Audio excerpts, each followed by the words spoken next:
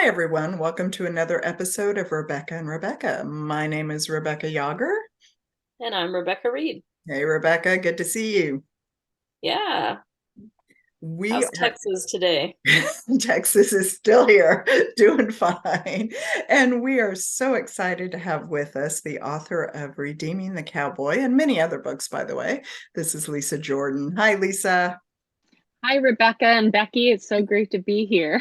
Well, we're glad to have you here. So we want to talk about redeeming the cowboy and talk about all kinds of things with you, but let's let the folks know more about you. So Rebecca, tell them all about Lisa. All right. So, heart, home, and faith have always been important to Lisa Jordan. So, writing stories with those elements come naturally. She's an award-winning author for Love Inspired, writing novels that promise hope and happily ever after. Happily married for over 30 years, she and her husband have two grown sons.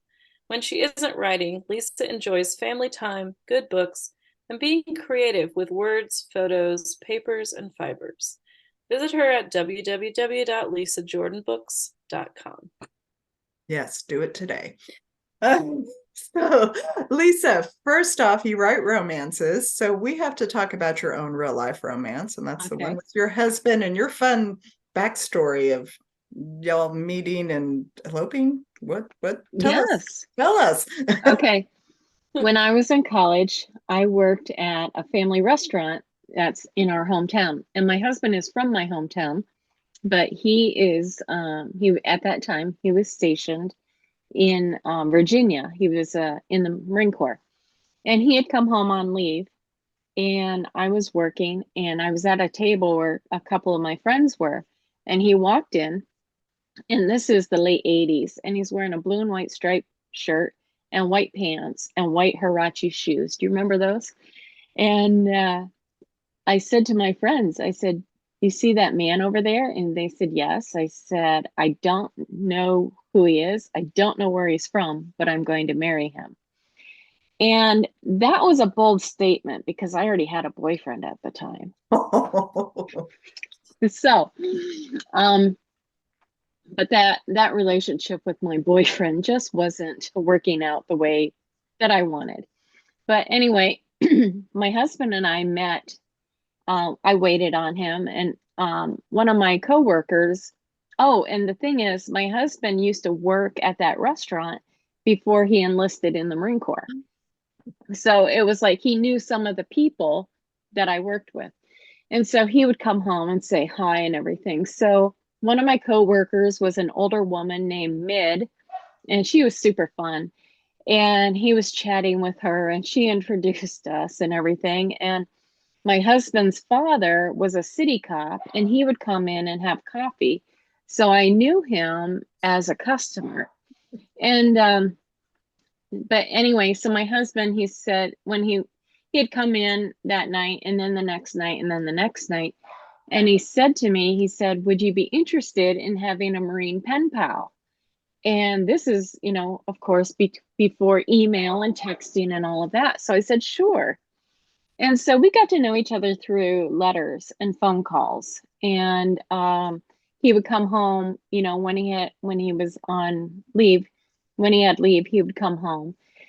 And so we basically dated through letters and phone calls for 18 months.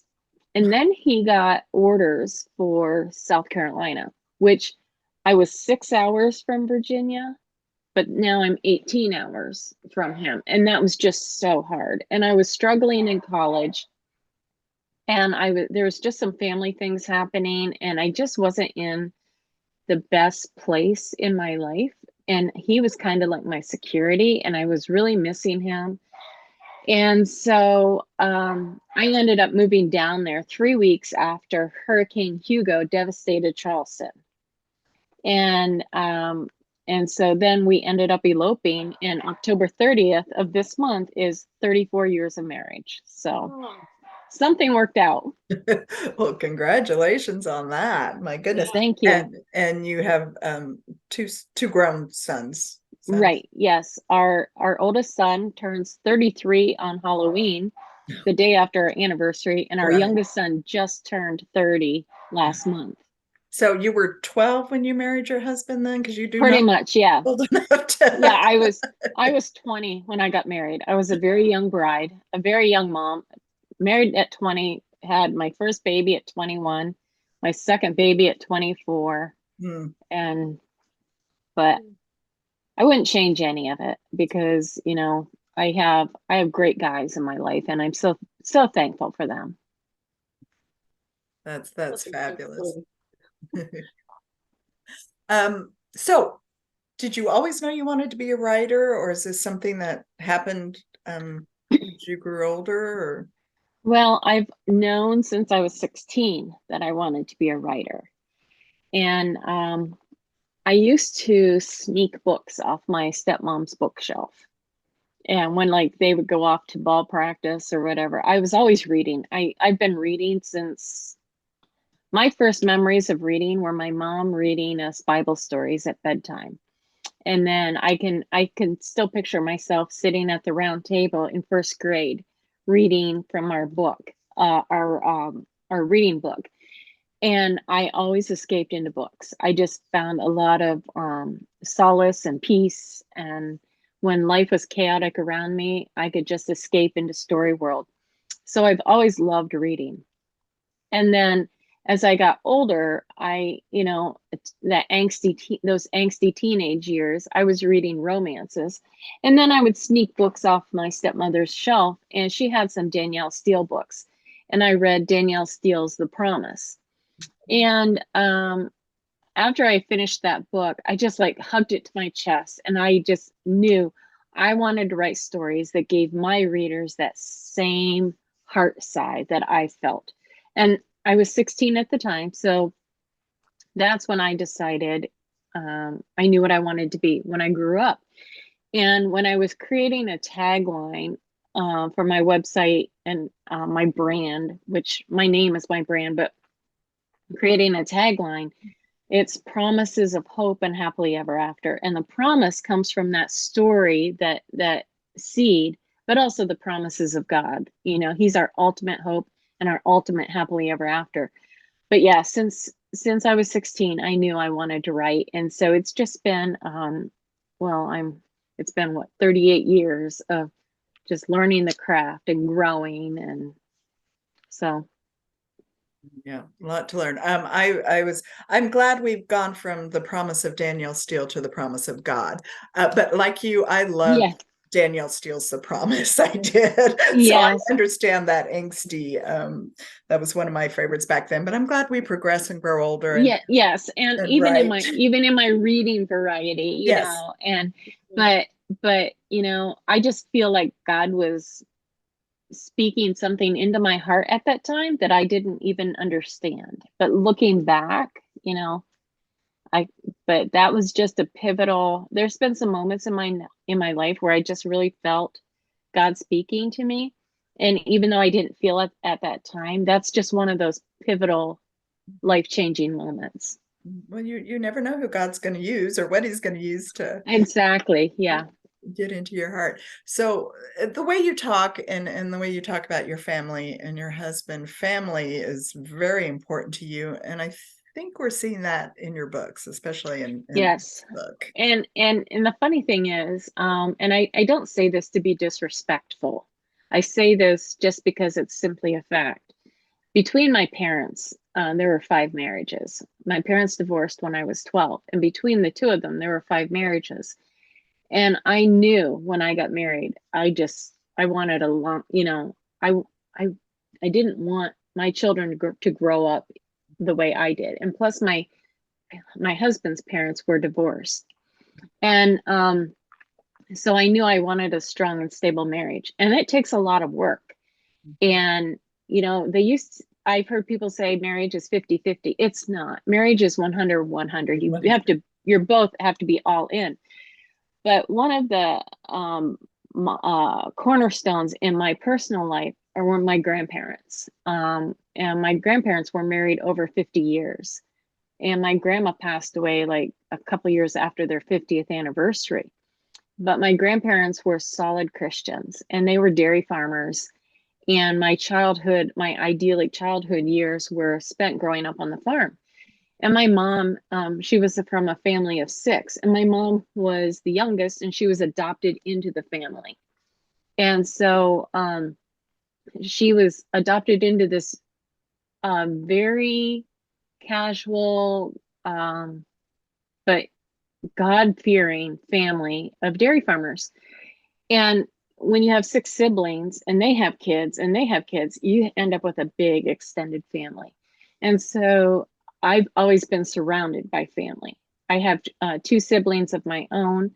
But family is so important to me because, you know, you, my siblings and I, we get along so well. And I just want to showcase that in my books, you know. And you can have family dynamics and you can have family relationships that are not healthy, but for me, one of my foundations of my values are my faith and my family. First is my faith, and number 2 is family. That's how I live my life, and that's what kind of comes out in my stories. Small town, family drama, family life, you know, kind of things. It's really obvious too, and I liked it. I just felt like it was really comforting in a way to come into that family, that Bear's family, and the even the extended, with Lynetta, and the dynamics between those 2 siblings there, and just the way they all kind of pulled together and not pulled separately. I mean, you see too many families that are pulling each other apart.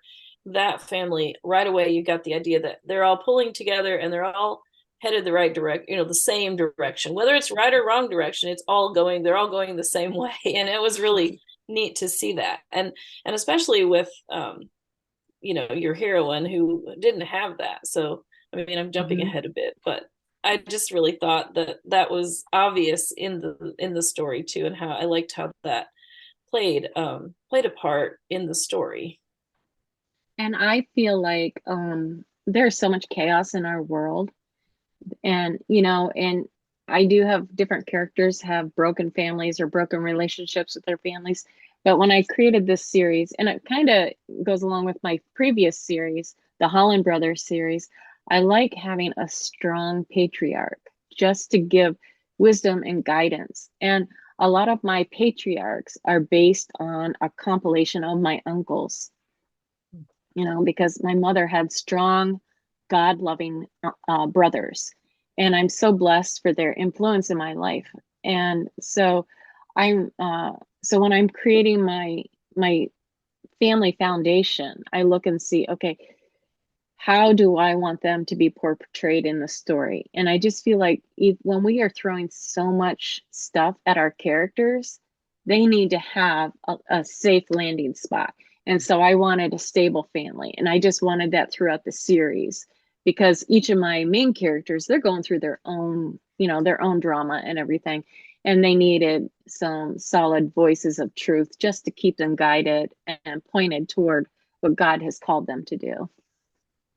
Yeah, I think that's really evident in the way you write, and with this strong family here, and with Bear's family. In our review, Rebecca and I talked about, yes, this is love inspired and they're shorter books, but there's so much depth to this book with Redeeming the Cowboy, and there's so many layers that you go in and in with what they're dealing with, especially Bear and Piper. But family is a big part, big thread going through that. The faith is a big thread going through that, and you do it really well for a shorter book. Thank you. So we really enjoyed it. I'm going to go off subject. We're serious here, but Rebecca's favorite part of your book, which I tease her about. Rebecca loves horses and I give her a hard time about stuff, but her favorite part, Rebecca, go ahead and share. Well, I really liked the Little Riders part. I thought that was the most fun scenes in the book, with especially when Bear got thrown in and Victor had to leave and take care of things, and he just was sort of pushed into this group of these children, and didn't really know what to do. And of course, I really liked when I don't remember his name, but the other guy that was helping and just said, "Do what you do, Bear." I love that. because obviously he believed that Bear could handle it, and Bear knew the foundations, knew what to do. But I was just curious about, how you found out about that, where, is that a real thing? Where did you read, where did you get that foundation for that? Because that was Well, interesting. um, I loved writing those scenes. And the thing is, I'm always a little intimidated when people who love horses so much, like you, or a couple of my other writing friends who I've asked many questions, because I've never been to Colorado in that aspect. I've been to Denver Airport, I've been to a Denver hotel for ACFW. I've never been on a ranch. I grew up on a dairy farm, just down the road from a dairy farm. And I have not been on a horse since I was in middle school. And so I'm like, okay, so how am I going to create this series so it comes across as authentic? Lots and lots and lots and lots of research. YouTube is my best friend. I use YouTube for all kinds of research. And so I knew I wanted Bear to be a bull rider, a disgraced bull rider. That's his identity. He's a disgraced bull rider. For something where, we learn later in the story why he feels disgraced. And I think most people kind of would root for him and say, yeah, do it again. But it also cost him a lot. And so when I was doing research on bull riding and rodeos, and we have a local-ish rodeo about 40 minutes from me. And so last summer, my husband and my son and I, we went to the rodeo. And I took all kinds of video and all kinds of pictures just to even watch the way that they hold different things and stuff like that. And so when I'm doing all this research for rodeos, I came across mutton busting. And so the little riders is, they're riding the mutton. It's like, okay, how do kids get introduced to the rodeo? And then I watched this video of this guy who created this fake sheep. He used a wagon and a bale of hay and sheepskin. And I thought, oh, I'm gonna pull that into my and then, I was like, okay, and the jostling. So Bear's running and jostling these little kids on this fake sheep, just trying to get that rhythm of, holding on to the mutton.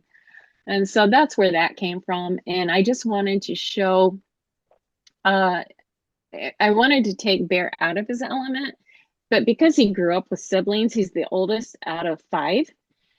He's been around kids, and now he has a nephew, who we will learn more about in my new book. But he has, these siblings who are, having children and everything. But I also wanted to show how I wanted to give a glimpse of how he could be in fatherhood, because he was kind of encouraging to these kids. Even, I think his name's Jesse. He's like, my uncle says you punched a guy or something. I can't remember exactly, but he just like, and kids are just forthright, and he just rolls with it, And so I just wanted to give the readers, we love heroic men. Heroic men aren't just strong muscles. It's how they engage with children and how they engage with other people outside their realm of, security or comfort, stepping outside their comfort zone. So this kind of took Bear out of his comfort zone, but Victor was his friend and he didn't want to let him down. So you got to see, well, he's kind of a stand-up kind of guy. Then you got to see how he interacted with these children. Yeah. Well, I loved it. I thought it was great. And I think you're right. I think, part of it was, he's trying to be, to uphold his pledge to his best friend, Ryland, right? And take care of his daughter and her mother, who is the heroine. And, so this would be important to him to be able to interact with these kids and to prove to himself even that he could interact with them and maybe would be beneficial for Avery. So I felt like it served a lot of purposes, like you said, but it was just a fun scene. And I just really liked the idea, because I guess, it's something we don't really think about is like, oh, these people just automatically get on these bulls and they just go. Well, that's not really true. No. There's so much that goes into it. And I'm I'm totally an outsider looking in. I don't even have that rodeo background or that horse background. So I'm, even an outsider just doing research. There's just so many things that you don't think about. Even what they use to hold, what they rub on the rope just to hold it, or how they have to twist the rope, to prevent from breaking their bones, but to still hold on. And things I learned, like the rider gets points, but then you also get more points for a very angry bucking bull. Yeah. And so there's a lot of there's just a lot that goes into adding authenticity and knowing just how much research to put in, and what, because you don't want it to be, the dummy's guide to bull riding, because it's certainly not that. But Right. but you just want to add enough to make it authentic. Well, I thought you did a really good job, and I was going to tell you that I thought all the horse scenes were very believable. So good Oh, job. well, thank you. That makes me feel so much better. And it's a lot of YouTube. And then my friend Delynn Weller, she has a Mhm. ranch up in Washington State. And I would say, okay, how does this sound? Or can you read this scene? Or, and so she was very quick to answer my questions. And I truly appreciated that. Yeah, so Yeah, for anyone it's out good there to. who thinks that writing is easy, that we just sit down and it's glamorous and we're on a typewriter or typewriter on a computer. um, it's not, because there is the research in there, and there's the craft, and Rebecca and I had a good talk about the character arc with Mhm. Piper and with Bear, and they were different character arcs. We thought you did a really good job. Rebecca explained it really well, because Piper's was more the slow incline. Well, I felt like with Piper, it's like she was so resistant that her change arc was like flatter at the beginning. And then once she hit that point where finally she just couldn't resist it anymore, then she just like completely went for it. But it took her forever, to get to that point, because she had so many things that she was just like, no, it won't work for this reason, for that reason, for this other reason. And she had so many things that she just kept putting up those walls and being resistant. Whereas with Bear, it was like he wanted to change from almost page one. Like he was already in that idea of, I want to be a different person. I don't want to be seen in the light that people see me, even though it was not completely true how, people viewed him.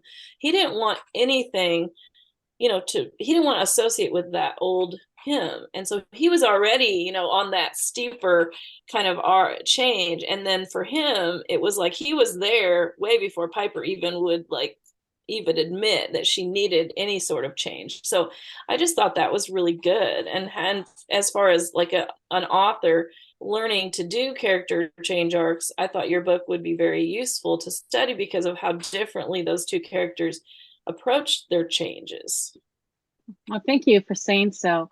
And I think back to looking at the dynamic, where Bear had this solid family unit, and where Piper's mother literally turned her back on her. And Mm-hmm. Piper had a lot of fears and anxieties that might not even made it to the page, but just I knew her as a character. The people she loved left her. And so she's afraid to become vulnerable. She's afraid to give more for fear of losing more people, more of herself, and, crumbling again.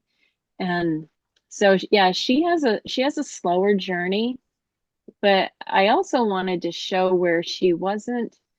I mean, she blamed it. I think I made it very clear that she blamed Bear, Mm-hmm. but I also didn't want her to be a crabby person on the page, because when I introduced her in the first book in the series, Rescuing Her Ranch, she was a secondary character. She's the cousin of my hero in that book, and she was positive and upbeat and stuff like that. And so I wanted to show that on the page, but I also wanted to show some of her inner turmoil. And, and just because she's just had well, they both have had a rough go of it, and they both have suffered loss, but hers was a little bit more um, I don't know, it was on a deeper level because she lost her husband and then she lost her mom, in the fact that her mom turned her back on her. Mhm. And that's a lot of loss. Mm-hmm. And it's different losing a spouse versus losing a friend. Yeah.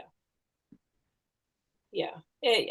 Yeah. And I thought you did a good job of that. I mean, it was obvious that she had those anxieties that you mentioned and fears, and I think it was compounded because of Avery and the Right. fact that she was trying to shield Avery so much that she was taking all the fallout and just like piling it up on her because she didn't want any of it to get onto Avery. And so that made it even more um difficult for her because she didn't really feel like she had anybody to talk to about it, Mm-hmm. because even Lynetta, her kind of surrogate mother, like I don't feel like she opened up to her that much even about like her true feelings until later on. And when Right.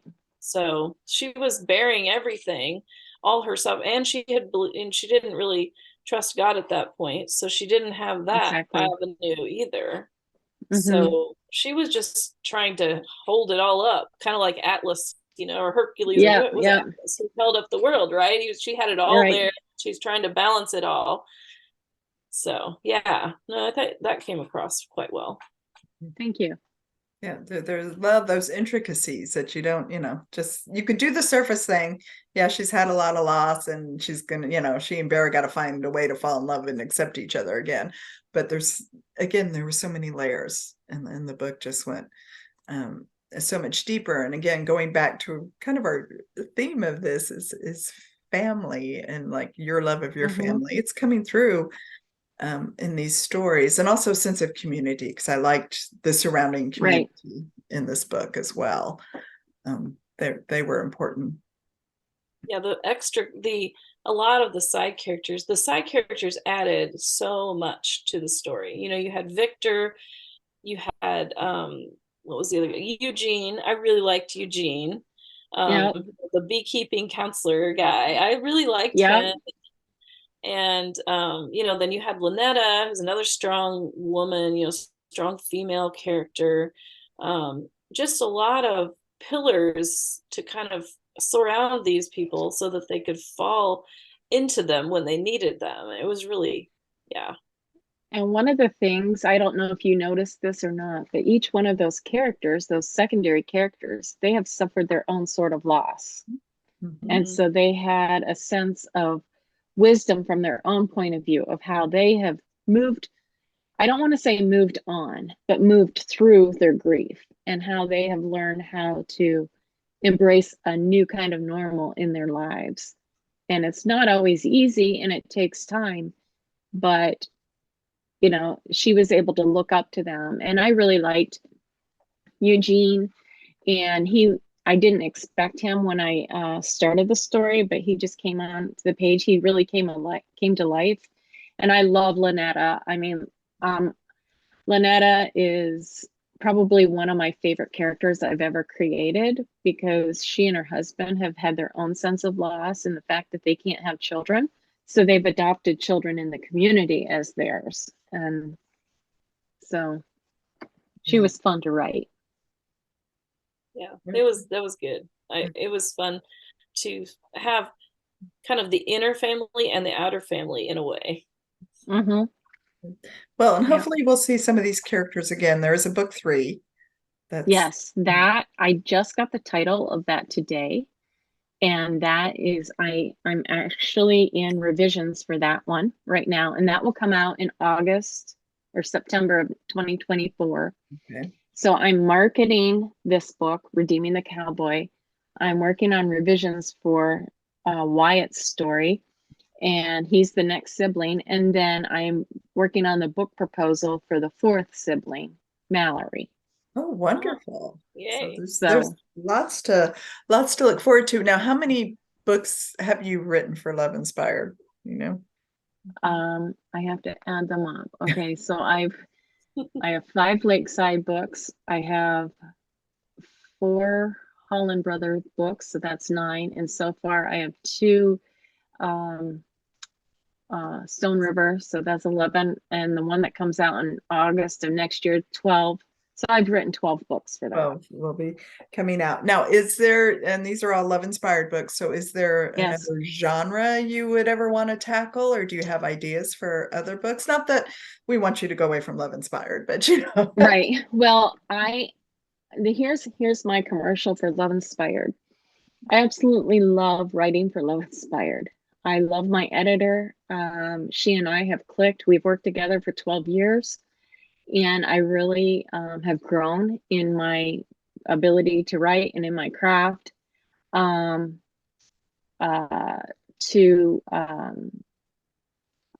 just under her tutelage, so to speak. So anyway, I love writing for Love Inspired, but I do have some like women's fiction with romantic threads. I have several of those books that I would like to eventually put out. And then I have some bigger contemporary romance with subplots that's a little bit bigger than Love Inspired, more trade length or even mass market length. But, publishing ebbs and flows. And so right now, some things that were so hot are on the down side. And so right now I'm just focusing on Love Inspired. And then I was just presented with a new opportunity recently that I'm not going to talk about yet because it's just too new.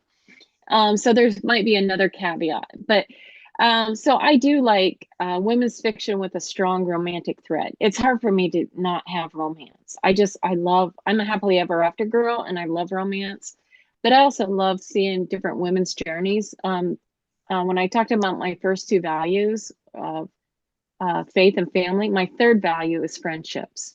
And I'm very blessed to have strong friendships with different pockets in different pockets of my life, And so I like to explore some of those relationships with women, like mothers and daughters and sisters and groups of friends. And so I do have some things that are brewing, so to speak, but nothing that's ready to be published yet.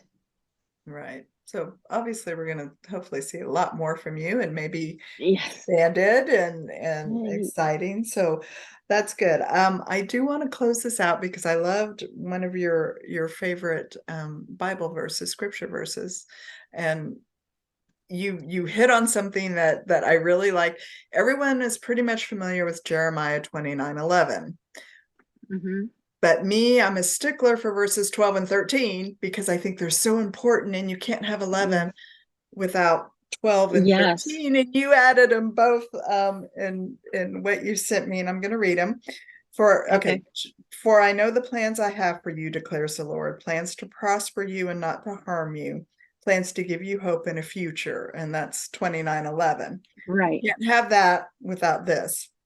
And then you will call on me and come and pray to me, and I will listen to you. You will seek me and find me when you seek me with all your heart. It's got to be God's plans for us, and yes, exactly, God's will. And I think you're very focused on you, what God wants for you next, whether it is continuing Love Inspired or whether it's taking more opportunities.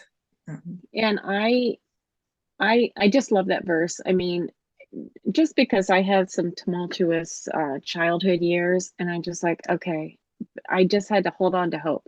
And that's a theme through a lot of my books, hold on to hope. And I had to hold on to hope to know that God had a plan for me. And a couple of years ago, I chose knee worn as my one word for the year, not realizing how God would use that. And I have developed, and it's still in process, but I am working toward developing a women's type ministry called the Knee Worn Woman. And it focuses on Jeremiah 29:13 or 12 and 13. You will call on me and come and pray to me, and I will listen to you. You will seek me and find me when you seek me with all your heart. And so this is women who want to seek the Lord with all their heart. And so that's a side project of my heart that I'm working on, because I feel like we as women, we are pulled in so many different directions. but God just wants us, and social media just gives us this perception of what we're supposed to be, the perfect woman. And all God wants is our hearts. That's it. And when we give him our hearts, then he will, he will reveal himself in a way that draws us closer to him. And so that's another side project I'm working on based on Jeremiah 12 and 13. Yeah. Count me in on that one, because those are very important verses to me. And I love that you extended, people get so focused, oh, God's got plans for me, or God's, he's going to prosper me. No, we got to seek him. But yes, but it's so intentional. So, He says, you will call on me and I will listen to you. yes, Not I might. He goes, I will. will. So when we go to him, he's already waiting and he's already willing to listen. Oh, it gives me goosebumps. And so I'm just so excited that we love that we serve a God who loves us so much. And the only thing he asks for is our hearts. That's stuff. Okay. I can't think of a better way to close this out. Otherwise, then your heart will also be tugged by reading Lisa's books, and specifically the one that Rebecca and I've reviewed and talked about, and that's Redeeming the Cowboy. You can find Lisa at lisajordanbooks.com.